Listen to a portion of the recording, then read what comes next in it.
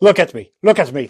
Despite what you might see as a child's cartoon in PragerU bullshit, the existence of slavery throughout all mankind history, although that terminology is misleading, does not justify, excuse, or diminish the institution of race-based chattel slavery that existed inside the United States.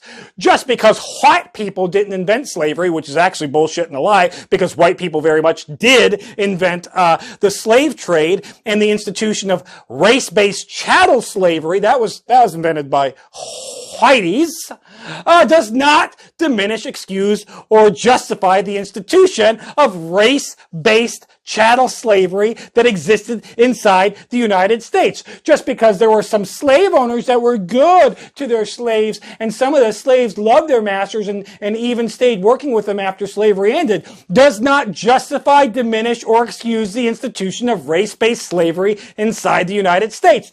Just because there were Africans that were complicit in the slave trade and sold their fellow man during the transcontinental slave trade does not excuse, diminish, or justify the institution of race-based chattel slavery inside the United States.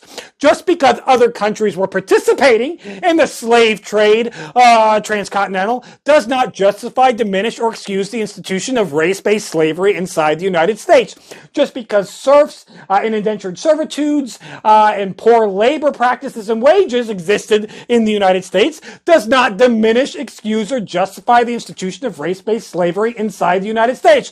Just because there was a handful of brown people that owned other brown people does not justify, diminish, or excuse the institution of race-based slavery in these United States. Just because we educate on the atrociousness of what chattel slavery in the United States was, especially in the antebellum South during the Civil War, does not mean that we have white guilt.